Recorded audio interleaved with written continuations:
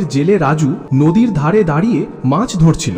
রাজু খুব খুশি হয়েছিল, কারণ ও আজ অনেক মাছ ধরেছে। তারপর নদীর ভেতরে এক অদ্ভুত হইচই শুরু হলো। হঠাৎ আকাশ কালো হয়ে গেল, আর নদীর ভিতর থেকে 3 মুখ ভয়ানক ড্রাগন বেরিয়ে এলো আর মুখ দিয়ে আগুন বের করতে লাগলো।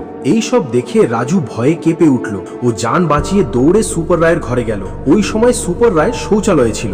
রাজু কিছু না ভেবেই আতঙ্কিত হয়ে ভেতরে ঢুকে গেল। সুপার রায় চমকে গিয়ে বলল, আরে রাজু, তোর লজ্জা নেই নাকি এভাবে হঠাৎ কারো টয়লেটে প্রবেশ করে? রাজু রাগ আর ভয় নিয়ে বলল, লজ্জার মা কি আঁখ, তুমি কি জানো আমি এখন কি দেখলাম? সুপার রায় গম্ভীর হয়ে জিজ্ঞেস করলো, এমন কি দেখেছিস তুই? তখন রাজু সমস্তটা বলল। আজ সন্ধ্যায় আমি যখন গ্রামের পাশের নদীতে মাছ ধরছিলাম, তখন হঠাৎ নদীতে হালচাল শুরু হলো। আকাশ কালো হয়ে যায় আর নদী থেকে 3 মুখ ড্রাগন বেরিয়ে এলো আর আগুন বের করছিল। এটা শুনে সুপার রাই ঘাবড়ে গেল আর জিজ্ঞেস করলো, এখন ওই ড্রাগন কোথায় আছে? রাজু বলল, এখনো গ্রামে ঢুকে পড়েছে আর নির্মম ভাবে লোকেদের মারছে।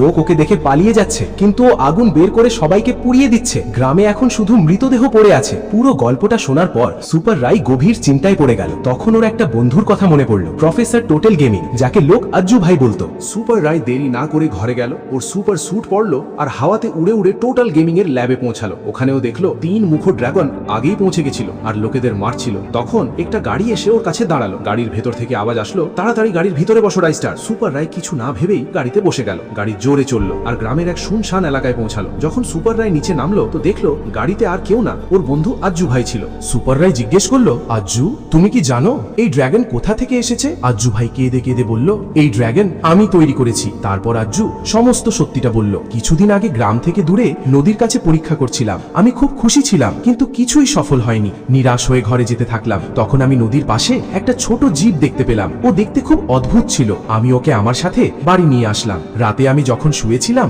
ওই জীব হঠাৎ অনেক বড় হয়ে গেল। সকালে যখন উঠলাম, দেখলাম ওটা এখন বিশাল ড্রাগন হয়ে গেছে আর গ্রামের লোকেদের মারছে।